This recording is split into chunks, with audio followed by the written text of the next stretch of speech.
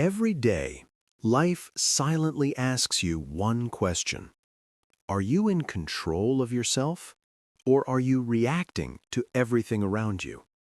Most people never stop to answer it. They spend their lives reacting, resisting, and regretting. Stoicism exists to end that cycle. Stay with this video until the end, and you will learn how the Stoics built calm, discipline, and unshakable strength in a chaotic world. If you want to understand a man's true character, don't watch his success. Don't admire his appearance. Listen carefully to his words. Most men expose their inner world without realizing it. Every sentence they speak leaves a trace. Every phrase reveals a habit of thought. The Stoics understood this long before modern psychology existed. They believed that speech is not decoration, it is a mirror of the soul. A disciplined mind produces disciplined language. A weak mind leaks weakness through words. And today, we will expose that truth, not to judge others, but to sharpen ourselves. Because the most dangerous ignorance is the ignorance we do not recognize within. Stoic Foundation. Marcus Aurelius once wrote, "The soul becomes dyed with the color of its thoughts." But what most people miss is this: thoughts become words. Your language is not accidental, it is trained or untrained. Just as rotten fruit reveals a sick tree, careless words reveal an undisciplined mind.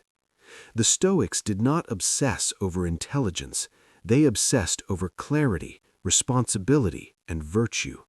And they warned us, a man's downfall often begins not with failure, but with the words he repeats daily. Phrase number 1, "It's not my fault." This is the first and most revealing phrase of a weak mind. Whenever life becomes uncomfortable, this phrase appears. It's not my fault. They did this. The system is unfair. I had no choice. Blame is comforting. It protects the ego from pain. But the Stoics saw blame as self-enslavement. Marcus Aurelius taught, "You have power over your mind, not outside events. Realize this, and you will find strength." A man who gives blame gives away control. He hands his power to circumstances, to people, to luck. A Stoic does the opposite. When he fails, he asks, "What was within my control?" When he suffers injustice, he asks, "How will I respond with virtue?" Responsibility feels heavy. That is why weak men avoid it. But responsibility is the training ground of strength. Blame keeps you small. Ownership makes you dangerous. Phrase number 2, "I already know that."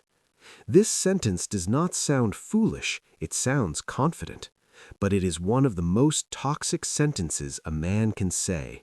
I already know that. Epictetus warned us clearly. It is impossible for a man to learn what he thinks he already knows. This phrase shuts the door to growth.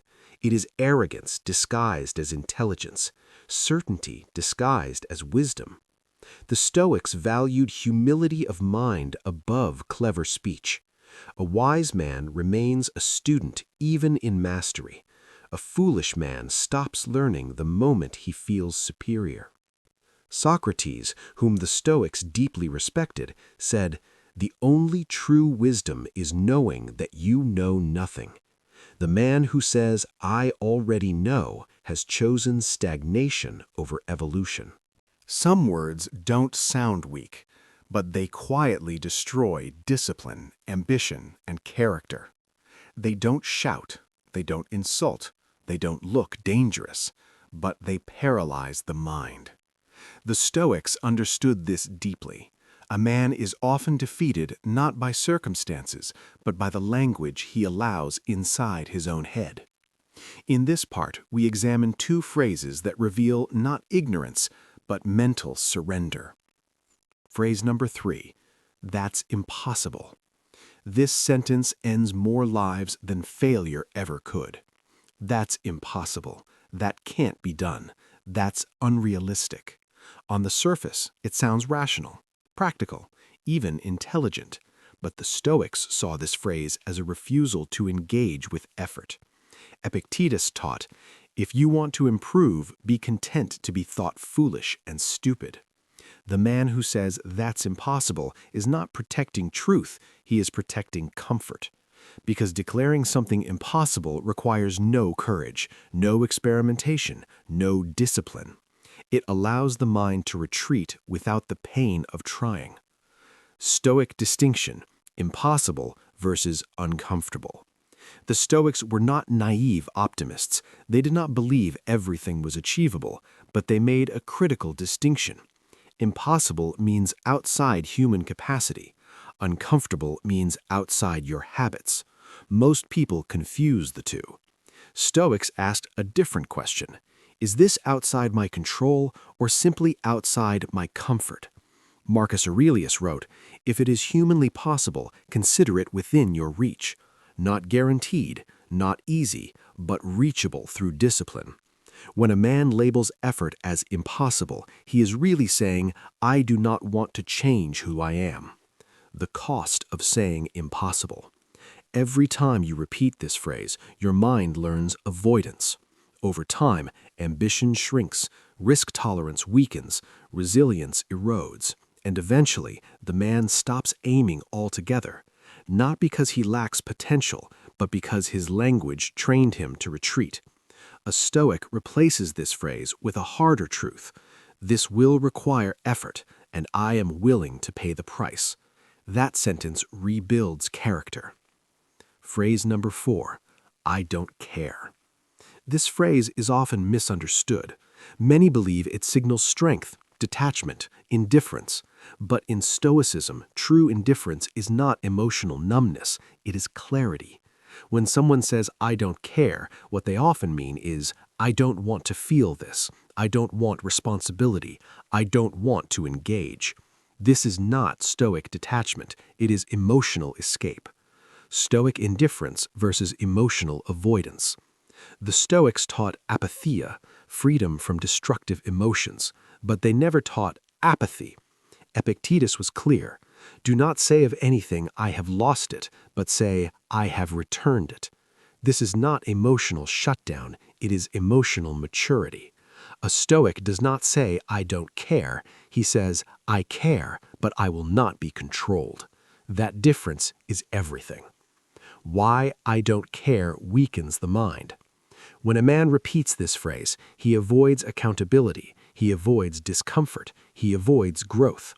Eventually, this language trains the mind to disconnect instead of endure.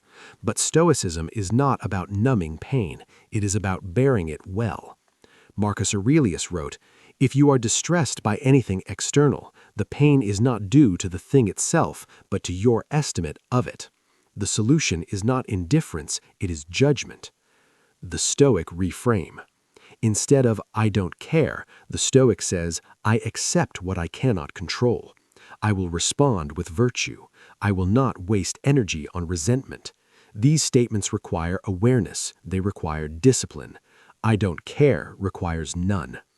The deeper Stoic lesson. The language of defeat is always easier than the language of responsibility. That's impossible protects you from effort. I don't care protects you from feeling. But protection is not strength. Stoicism demands something harder, to try without attachment, to feel without collapse, to act without guarantees. Words shape behavior, behavior shape character, character shape destiny. The most dangerous question a man can ask is not, can I fail? It is, what's in it for me?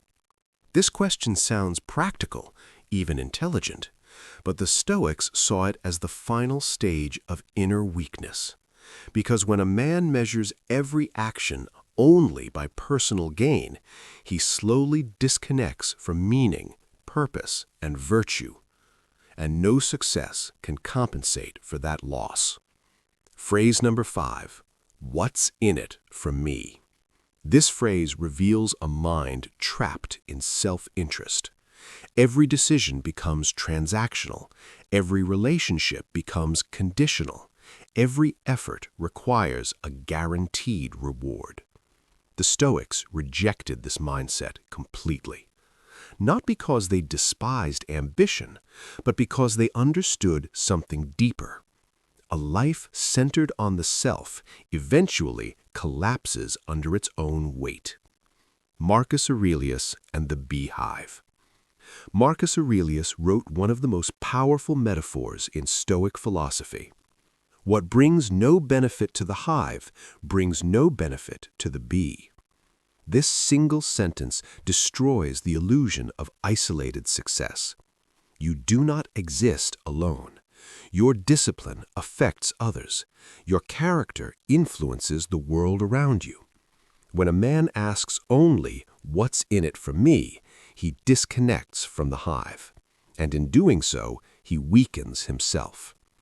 The hidden cost of self-centered language.